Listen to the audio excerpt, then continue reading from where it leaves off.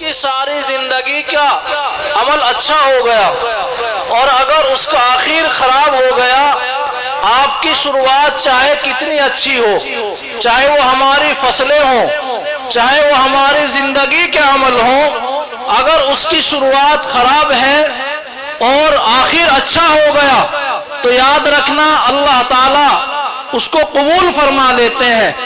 اگر ہماری فصلیں شروعات میں اچھی نہیں رہی لیکن ریٹ کے اعتبار سے، قیمت کے اعتبار سے زیادہ ہو گئی تو یاد رکھنا اس کا شروع بھی اچھا ہو جاتا ہے۔ اور اگر ہماری فصلیں شروع میں اچھی ہیں اور قیمت کے اعتبار سے کمزور رہ گئی تو ساری محنت بیکار ہے۔ تو اسی لیے ساری زندگی کا عمل اسی کے اوپر ہے۔ اور حدیث پاک کے اندر آتا ہے کہ اعمال کا دار و مدار وہ خاتمے کے اوپر ہے۔ آدمی اگر نمازی ہے، روزے دار ہے، اچھے عمل کرنے والا ہے اور اس کا آخر اگر ایمان پر نہ ہو تو ساری زندگی کی محنت بیکار ہے۔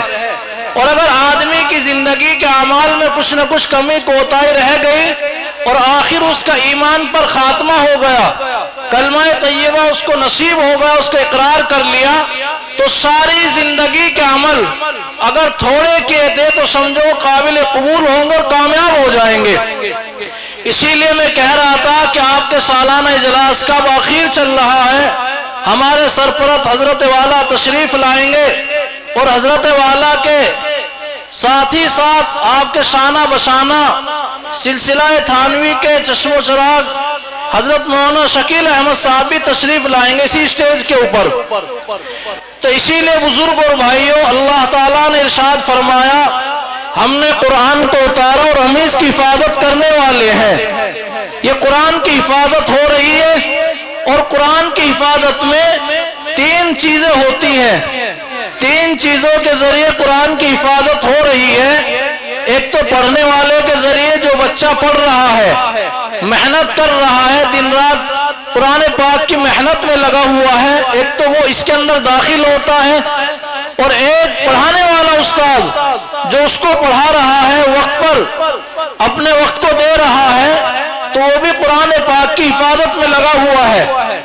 اور تیسری قسم ان لوگوں کی ہے کہ جو نہ تو پڑھ رہے ہیں باقاعدہ بیٹھ کر کے اور نہیں پڑھا رہے ہیں، بلکہ وہ قرآن پاک کی حفاظت کے لیے چاہے اپنے مال کی قربانی دے رہے ہوں، چاہے وہ امداد کر رہے ہوں، یا اپنے رائے مشوروں سے صحیح طریقے سے ذمہ دار کو نواز رہے ہوں، ان کی ہر وقت سوچ اور فکر مدرسے کے بارے میں، انتظامیہ کے بارے میں اچھی اور بہتر ہوتی ہے، اور ہر وقت قرآن یہ ہوتی ہے کہ قرآن پاک کی تعلیم اچھے سے اچھی ہو۔ تو یہ تین قسم کے لوگ ہوتے ہیں قرآن پاک کی حفاظت کے لیے: پڑھنے والے، پڑھانے والے اور اس میں مدد کرنے والے۔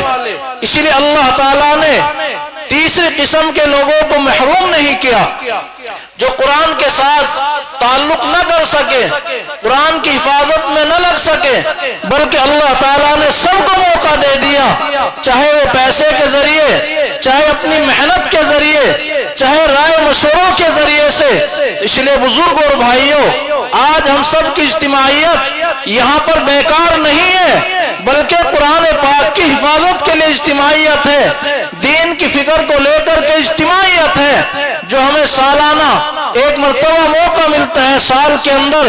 جیسے سال میں عید اور بقرعید آتی ہے، سال میں بہت سارے ایسے تہوار ہوتے ہیں جو سال بھر میں ایک مرتبہ آتا ہے، وہی قسم کا تہوار ہمارے لیے یہ ہمارے مدرسے کا سالانہ اجلاس ہوتا ہے، یہ بھی ایک ہمارے لیے تہوار ہے، ہمارے لیے خوشی کا دن ہے، سال بھر اس کا انتظار کرتے ہیں۔ ہمارے بہت سارے بچارے، چاہے وہ ہماری مائیں بہنوں میں سے ہو یا مردوں میں سے ہو، اسی انتظار میں دنیا کو الوداع کہہ کر کے چلے جاتے ہیں، اور بہت سارے بچارے وہ ہوتے ہیں کہ جو آئندہ سال بھی اس انتظار کو پورا کر لیتے ہیں۔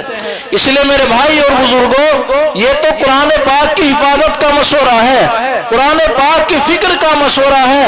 और याद रखना, ये हमारे मदरसों के इजलास ये वैसे नहीं है, बल्कि ये तो आखिरत से भी मिलते हैं। आखिरत में भी जलसा होगा, सालाना इजलास होगा। जब दुनिया फना हो जाएगी, नेस्त तो नाबूद हो जाएगी, ये निजाम दरहम बरहम हो जाएगा, बड़ी बड़ी बिल्डिंगें ये खाक बन जाएंगी, बड़ी बड़ी सड़कें ये सब बेकार हो जाएंगी।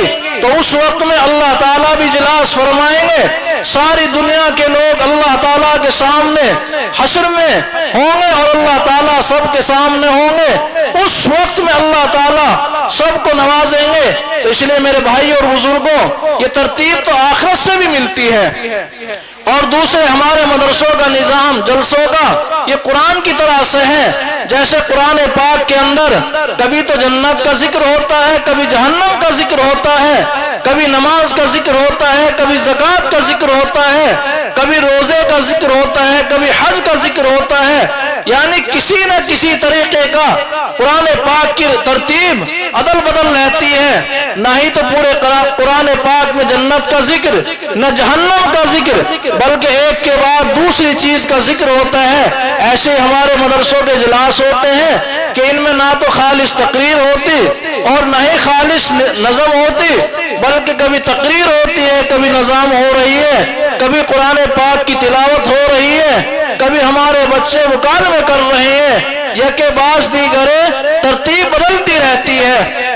तो इसीलिए अल्लाह ताला ने फरमाया, हमने कुरान को उतारा और हम ही इसकी हिफाजत करने वाले हैं। और इससे बड़ा और क्या हो सकता है कि अल्लाह ताला हम सब से कुरान पाक की हिफाजत को ले रहे हैं। कुरान की हिफाजत हम सब से हो रही है। हमारा छोटा सा बच्चा जो मदरसे में पढ़ने के लिए आता है, अगर वो पढ़ कर के जाता है, अपने चप्पल भी खो करके चला जाता है, अपना बस्ता भी खो करके चला जाता है, लेकिन अगर वो खोता नहीं तो उस सबक को नहीं खोता जो उसने अपने उस्ताद से सुना है, अपने उस्ताद से पढ़ा है। इसलिए कि अल्लाह ताला ने फरमाया, हमने इसकी हिफाजत करी और अमीन ने इसको उतारा।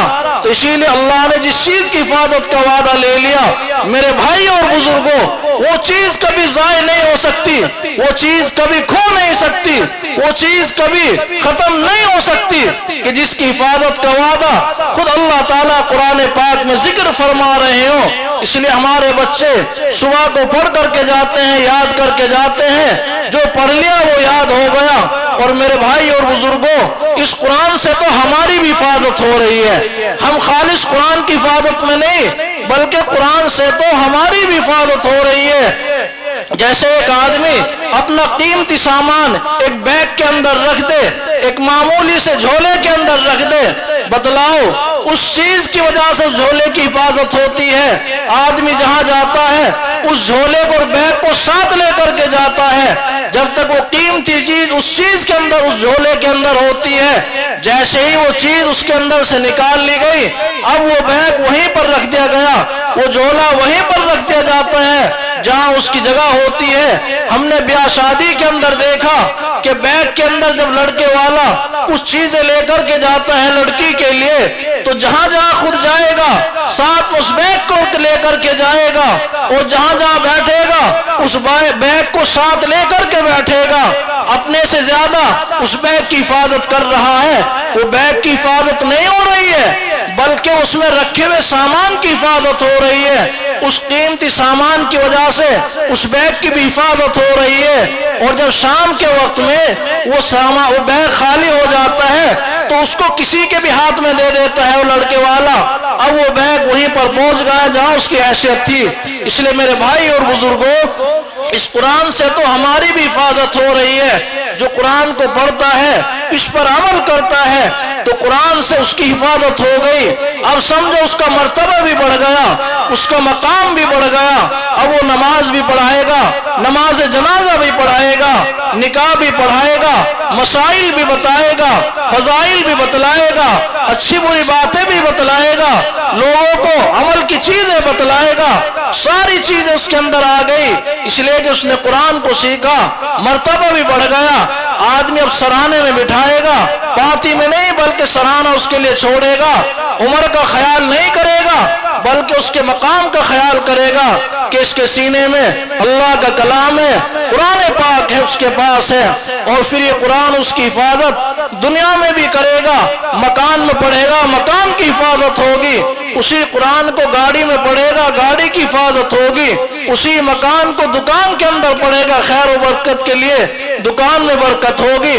तो मेरे भाई और बुजुर्गों, ये कुरान तो हमारी भी हिफाजत कर रहा है। हम जहाँ कुरान की हिफाजत में लगे हुए हैं, ये कुरान तो हमारी भी हिफाजत में लगा हुआ है। हम जब सफर में जाते हैं, दुआएं पढ़ कर के जाते हैं, किस लिए पढ़ते हैं? हादसों से हिफाजत हो जाए, अचानक की मुसीबत से हिफाजत हो जाए। तो कुरान तो हर तरह से हमारी भी हिफाजत करता है, हमारे मर्तबे को बढ़ाता है, हमारे मकाम को बढ़ाता है, हमारी इज्जत को बढ़ाता है और हमें किसी चीज के लायक बनाता है। अब निकाह पढ़ाने के लायक बनाएगा, अब मसाइल बताने के लायक बनाएगा। इसलिए मेरे भाई और बुजुर्गों, ये हमारे मदरसे कुरान की हिफाजत में लगे हुए हैं। ये आपकी फिक्र सालाना इजलास का होना मदरसे के लिए ये कुरान की हिफाजत के लिए होता है, जिससे कि हमारे सालाना इजलास के जरिए से पूरे साल हमारे बच्चे पढ़ते रहे, हमारे जिम्मेदार मदरसे को चलाते रहे, ये मकसद होता है। अल्लाह के नबी ने इरशाद फरमाया, खैरुकुम मन तअल्लमल कुरान व अल्लमा, तुम में बेहतर शख्स वो है जो कुरान को सीखे, दूसरे को सिखलाए।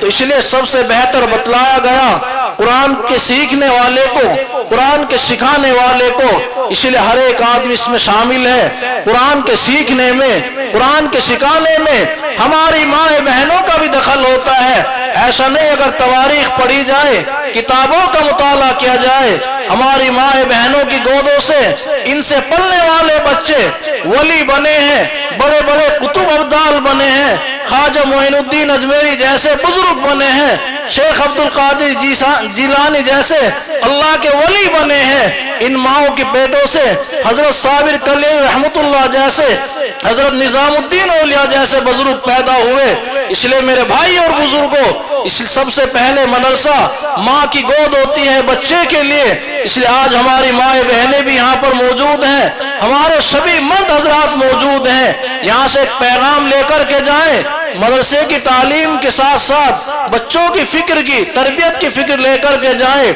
माँ का काम यह होता है सुबह वक्त में बच्चे को सवेरा तैयार करके मदरसे के लिए भेजें और उसका काम देखें। हमारे मर्द हजरात का काम यह है कि उस्ताद के पूरे हवाले बच्चे को कर दे, जिससे कि पढ़ाने वाला बेफिक्री के साथ बच्चे को पढ़ाए और हमारी माएँ वो अपने बच्चों के काम को देखें, उनकी सही तरबियत करें। जो पहले हमारी माए बहनों का काम हुआ करता था, बड़े बड़े वली अल्लाह वाले इनकी गोदों से पैदा हुए, सब माँ के पेट से पैदा होता है, चोर भी पैदा होता है और मालदार भी इसी पेट से पैदा होता है, गरीब भी इसी पेट से पैदा होता है, आलिम भी इसी पेट से पैदा होता है, जाहिल भी इसी पेट से पैदा होता है, प्राइम मिनिस्टर जो बनता है वो भी इसी माँ के पेट से पैदा होता है, बड़ी बड़ी कोठियों गाड़ियों में चलने वाला वो भी इसी माँ के पेट से पैदा होता है, और एक बेचारा पैदल चलने वाला नंगे पैर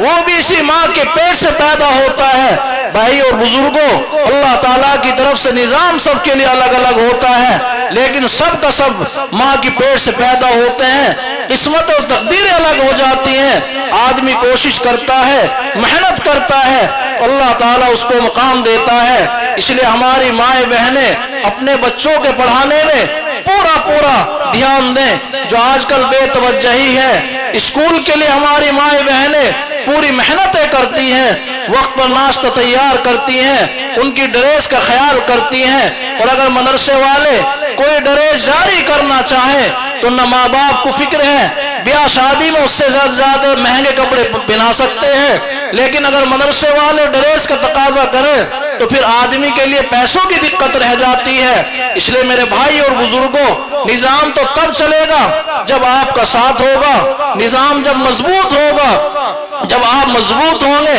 इसलिए कि बच्चा 6 घंटे मदरसे को दे रहा है, باقی 18 گھنٹے آپ کے پاس میں ہیں۔ اس لیے ہمارے گھر میں جیسے بچوں کو آنے کے بعد اسکول سے ٹیوشن کی فکر کرتی ہیں، گھر کی عورتیں بھی، گھر کے مرد بھی، مدرسے سے جانے والے بچے کے بھی فکر کریں، اس کا ٹیوشن کریں، بٹھا کر کے کام کرائیں جو استادوں نے دیا، اس کے کام کو چیک کریں کیا کام لے کر کے آ گیا، اور اگر خدا نخواستہ اس میں کمزوری ہے تو اس کی اطلاع کی جائے گی، بجائے اس کے کہ ہم بیٹھ کر کے چوراہوں پر ایک طنز کستے ہیں کہ صاحب مدرسے میں پڑھائی نہیں ہو رہی ہے، وہ فلاں استاد کچھ نہیں کر رہا ہے۔ یہ صرف ہمارے تبصرے اپنے گھروں میں اور اپنی بیٹھکوں میں رہ جاتے ہیں، اور اگر کسی نے جرات بھی کر لی مدرسے میں آنے کی تو ناک منہ چڑھا کر کے پھر آدمی بات کرتا ہے، شکوے شکایت اگر کرتا ہے تو غصے کے لہجے میں کرتا ہے۔